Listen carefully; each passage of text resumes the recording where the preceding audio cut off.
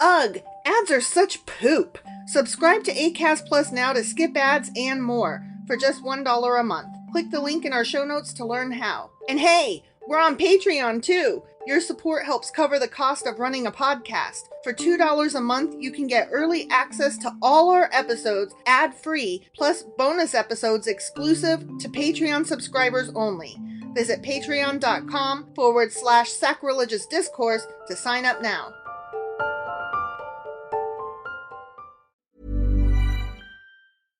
When you think about 1-800-Flowers.com, what comes to mind? Obviously flowers. But 1-800-Flowers is so much more. They're your ultimate birthday gifting destination. From decadent fresh-baked cakes and gourmet dipped strawberries to spa gift sets, balloons, and more. 1-800-Flowers has the gift to make every birthday feel special. Find out what's new today at 1-800-Flowers.com/ACAST. That's 1-800-Flowers.com/ACAST.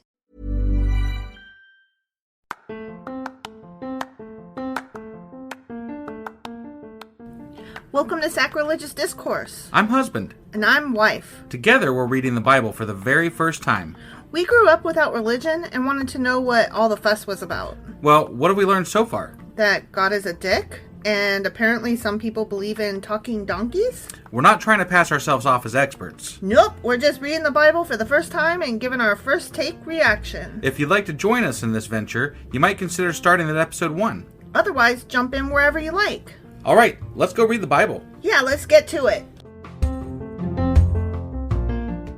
Husband! Wife! Do you remember what happened yesterday? Yeah, Job was going on and on about himself and how amazing he is. How amazing he was. He was, yes, not before is. the Sorry. fall. I misspoke there. You did. Yep. Yeah, he was like, remember those days when I was awesome? I was like the nicest guy ever, and I did all the nice things that nice guys do because I was nice. Yeah, he seemed like he was nicer than nice. He was like the nicest fucker that ever niced. Yeah, he did niceness. A lot. And according to him. And then even some more. Mm-hmm. Yep. It was a bit insufferable, quite honestly. Speaking of nice, I've got something nice to share. Oh, yeah? Yeah. We have a new patron. What? Again?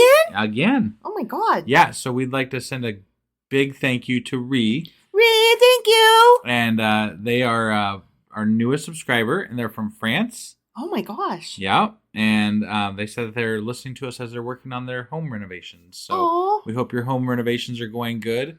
And I will do my best to laugh in this episode for you.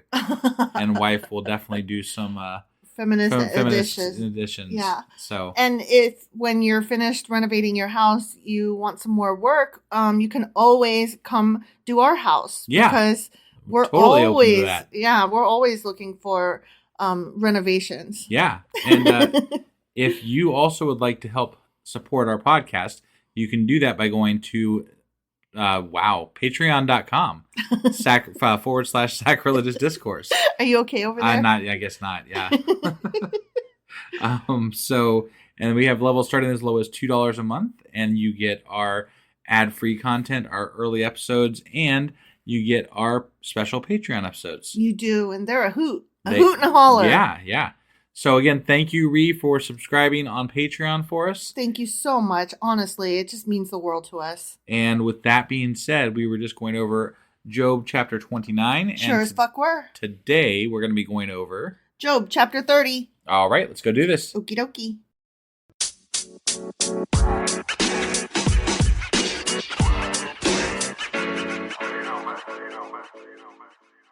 Okay, Job chapter 20. Okay. 30. 30. I mean, there was a 0 in there. I've been having a hard time with numbers because I fucked this up yesterday too. So 30, chapter 30. Right. Okay. Job is still talking. Okay. So he's continuing his sentence. Got it. But. Right? Yeah. Now they mock me. Men younger than I, whose fathers I would have disdained to put with my sheepdogs. Oh. Damn. Man, who's judgy? Right? You're kind of an asshole. Of what use was the strength of their hands to me, since their vigor had gone from them? Haggard from want and hunger, they roamed the parched land in desolate wastelands at night. In the brush, they gathered salt herbs, and their food was the root of the broom bush. Broom bush. Broom bush. You think they made brooms We out of already... those? Did we? Yeah, that was the thing that happened already. Oh. And we were like, do brooms grow on trees? What was the answer? The branches are broom-like. Oh, okay. Yeah. All right. They were banished from human society, shouted at as if they were thieves. They were forced. They were forced. Jesus. Sorry, I'm having a hard time. Shut up. I'm still better than you. Yeah, that's why I don't do the reading. I know. So you don't get to make fun of me, asshole. But that's what I do. It is what you do. Yeah, You're right. yeah. They were forced to live in the dry stream beds, among the rocks and in holes in the ground. He's talking about these people that are making fun of him, right? Like these are Guess. the people that he would have like. Men younger than I. Yeah. Okay. Yeah. All right. These young boys are making fun of me. But apparently, like they're calling me like, bald. These guys are the lowest of the low. They're pieces of shit, man. But these guys are making fun of me. Yeah. Like these guys. Yeah. Yeah. That's kind of shitty. It really is. Like, wow, man. Like, you like yourself a little too well, sir. Yeah, you're kind of fucked up right now, and you're still judging them, and you obviously judged them before. Yeah, and it's like, just because you acted nice didn't mean your heart was nice, right? And God tried to tell us readers that you were an upright, blameless dude, but you kind of seem a little bit judgy. You're an asshole. Yeah. In your heart, you're right. an asshole. Yeah.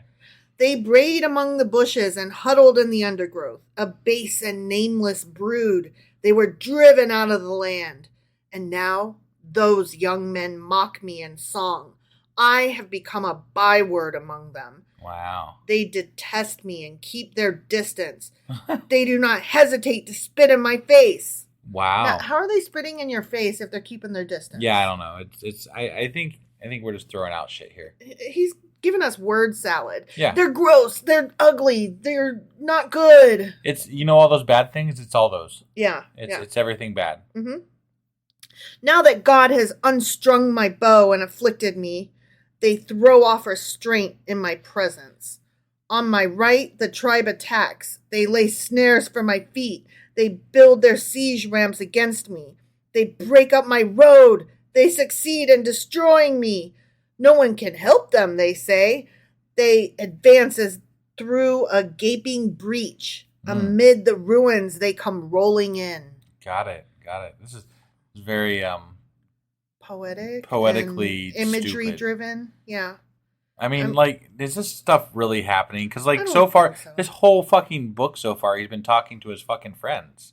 Well, 3 guys who are friends with each other at the very least. Right. I don't know if they're his friends. But, this is an awful lot. When he's going over the bad shit that's happened to him, he's mentioning a lot of bad shit. Yeah. And I'm like, how much, when did this all happen? When did this all happen? Yeah. Terrors overwhelm me. Do they? My dignity is driven away as by the wind. My safety vanishes like a cloud. And now my life ebbs away. Days of suffering grip me. Night pierces my bones. My gnawing pains never rest. In his great power, God becomes like clothing to me. He binds me like the neck of my garment. He throws me into the mud, and I am reduced to dust and ashes. Yeah. I cry out to you, God, but you do not answer. I stand up, but you merely look at me. You turn on me ruthlessly. With the might of your hand, you attack me. You snatch me up and drive me before the wind. You toss me about in the storm. So he's back to saying, God is being so mean to me, but I'm not going to call him a dick, even though he's being a dick. Yeah. I know you will bring me down to death, to the place appointed for all the living.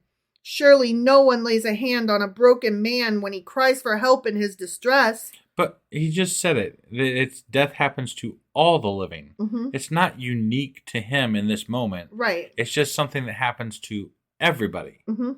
And I don't understand why he's making it seem like his case is special and unique. Right.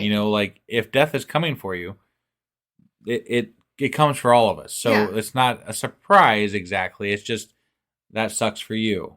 Well, I think he's mostly upset about what's happening to him while he's living, though. Sure. No, I get it. But he's also trying to not mock God and also be a judgmental fuck. And at the same time, I don't know, I'm liking him less as we're going along. Me too. And Me too. it's Before he started talking about how awesome he is, I thought he was kind of cool. Yeah. Because he was standing up to God without being totally, shitty about it. He was like, this is bullshit. I didn't do anything to deserve this. Like, it's still, he's kind of torn between multiple ideas. Yeah. But the multiple ideas are no longer forgivable. Right. Like, they were forgivable earlier on when he was talking about, how he was feeling and stuff about the situation. But now he's not talking about how he's feeling. Now he's just like... He's talking about what's happening. And all those other people that are being mean to me, they suck. And how dare those dum-dums be mean to me? And it's like, ugh. Yeah. Like, maybe you deserved this a little bit more than you thought you did. But I'm not saying you deserved it, but I mean, Jesus. Yeah. Chill, dude. Like, you're not making your case at this point. At least not to me. Right. Have I not wept for those in trouble? I mean, you were just judging them. I know. Like, what? Has not my soul grieved for the poor? You were just calling them dogs and mongrels. Right. So, I don't know. Yeah, this is what I'm saying. Like, this is why I'm not liking this. I'm like, come on, dude. Your words did your heart? I don't know. You like to say you're a good, upstanding person, but, like, the way you were talking about those people that are making fun of you now doesn't make me feel like you were as good as you think you were. Right. Like, there's actions, but then there's your heart. And yeah, you walked the walk, but your heart did not talk the talk. Right. And, it's supposed to be both. It's supposed to be that you act good because your heart is good. Not you act good, but you harbor shitty thoughts and you're only acting good because you want to look good. Again, I don't know the exact outcome of Job. I don't. I have an idea of what it is, but I feel like we're supposed to think that Job is like the ultimate upstanding human being, right? That's what I've been led to believe. And I'm not exactly seeing that right now. Me neither. And I'm not, again, I get it. He's had a lot of shit happen, but if you're saying these things about people, you're not as good as you think you are. Right. So, I'm not saying that you deserve to have had your 10 children die. Right. No, definitely not. That's horrible. Right. I would never wish that on somebody. But I can think that and still think that you're kind of an asshole. Right. I'm sorry that happened to that asshole. Yeah. Is what I would say. You don't get to call people an asshole and then be like, but I love God. And then it's all, all good. Like, what is that? I gave him some alms. What? Yet when I hoped for good, evil came. When I looked for light, then came darkness. He's acting like I was good. I'm owed good. Right. And that's not correct either, sir. Yeah. The churning inside me never stops. Days of suffering confront me. I go about blackened, but not by the sun. I stand up in the assembly and cry for help. I have become a brother of jackals, a companion of owls. My skin grows black and peels. My body burns with fever. My lyre is tuned to mourning, and my pipe to the sound of wailing. The end. I'm just like, okay. He's got it so bad. So bad. Yeah, he bewails his present affliction is what this is called. And yeah, he sure is, isn't he? Yeah. But it sounded less like he was bewailing his present affliction so much as he was bewailing other fuckfaces that he thinks should be suffering worse than him. Right. That's what I'm saying. Like, this is not a good chapter for Job, in my opinion. No, me neither, because basically he has admitted, I only do good acts because I think that that's what's expected of me, not because it's what's in my heart. Right. And also I have a little bit of vengeance in me because I think that other dick faces should be punished more than me. Right. And also I'm so awesome. I'm owed great gifts. And it's like, then you did it for the wrong reason. Right. Which, makes a great case for the atheist who doesn't do good for gifts and doesn't avoid evil for fear of punishment. Right. Yeah. Like when atheists are good, they just think it's the right thing to do, period. Yeah. And when they don't do bad, like when they, I don't know, not murder and not rape and not pillage. It's them not doing those things. Yeah. Not because they're scared of punishment or want a reward. They just have good morals. I've literally had somebody on Twitter tell me that if it wasn't for God, that they would rape and kill. That's terrifying. And I'm honestly. like, what? Yeah. What is wrong with you? Like, I'm pretty sure I need to call 911 right now because it sounds to me like you're on the verge of committing a crime. Right. Yeah. Like, wait till I tell you that God doesn't exist. I'm just like, what do you mean? I can't even wrap my head around that. Me neither. Like, that's just so fucking ridiculous. You're only not being bad because you're scared that you'll get caught. Yeah. You're scared that you'll get punished. That's the only thing keeping some people apparently in line at all. That's which is, I mean, if that's where you're at, if you're listening to this podcast and that's where you're at, just keep worshiping God. Yeah. Please. Honestly. Because holy shit. Yeah, I don't need you out here adding to the rapey murder scene. Yeah, no, definitely not. Ooh. Yeah. All right. Well, anyway, that was Job chapter 30. Sure as fuck was. And tomorrow is Saturday. So we will be doing Sacrilegious Book Club. Incorrect. Nuh-uh. Incorrect. We did a Patreon. Oh, no, you're right. Tomorrow is Q&A Saturday. And then Sunday is Sacrilegious Book Club. You're right. And then the weekly replay. Yep. And then on Monday, we'll be back with Job chapter 31. All right. We'll see you guys then. And husband is right, and he is smart, and I am dumb, and he is pretty, and I'm ugly. There. And we'll just end it right there. Yep.